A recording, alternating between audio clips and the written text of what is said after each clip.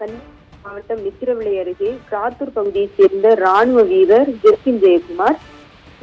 இவருக்கு 2 மகன்கள். இளைய மகன் ஜெர்பின். இவருடைய வயது 18 ஆகிறது. இவர் பெங்களூர் பகுதியில் உள்ள தனியார் நர்சிங் கல்லூரியில் பிஎஸ்சி நர்சிங் 1ஆம் ஆண்டு பயின்று வருகிறார். இந்நிலையில் கிறிஸ்துமஸ் விடுமுறையை கொண்டாட சொந்த ஊருக்கு வந்த மாணவர் ஜெர்பின் தன் நண்பர்கள் 10 பேருடன் சேர்ந்து இருசக்கர வாகனங்கள் மற்றும் கார் மூலமாக திருவட்டார் அருகே உள்ள அருவிக்கரைக்கு சுற்றுலா வந்துள்ளார்.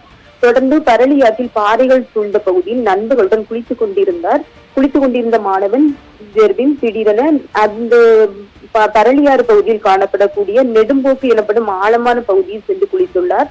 அப்போது எதிர்பாராத விதமாக மாணவர் ஜெர்பின் தண்ணீரில் மூழ்கியுள்ளார். உடன் வந்த நண்பர்கள் ஜெர்பினை மீட்க முயன்றுள்ளனர். எனினும் மாணவர் ஜெர்பின் தண்ணீரில் மாயமானார். இது தொடர்ந்து தீயணைப்பு துறையினருக்கு தகவல் அளித்துள்ளனர். இதையடுத்து சம்பவத்திற்கு வந்துள்ள குலசேகரம் தீயணைப்பு துறையினர் தண்ணீரில் மாயமான மாணவனை தேடினர். நேற்று மதியம் முதலே தீயணைப்பு துறையினர் தேடி வந்தனர். இந்நிலையில் இதுகுறித்து திருவட்டார் காவல்துறையினர் விசாரணை மேற்கொண்டு வந்தனர். இந்நிலையில் நேற்று தொடங்கிய தேடுதல் பணி இன்று காலை 8 மணிக்கு நிறைவடைந்துள்ளது. அதாவது 8 மணிக்கு அந்த தண்ணீரில் மூழ்கி மாயமான மாணவர் ஜெர்பின் உடல் உயிரிழந்த நிலையில் மீட்கப்பட்டுள்ளது. இப்போது அருவிக்கரை பகுதிக்கு விடுமுறையை கொண்டாட சுற்றுலா வந்த மாணவன் ஜெர்பின் நீரில் மூழ்கி உயிரிழந்துள்ள சம்பவம் அப்பகுதியில் பெரும் பரபரப்பை ஏற்படுத்தியுள்ளது. விவரங்களுக்கு நன்றி விமலா.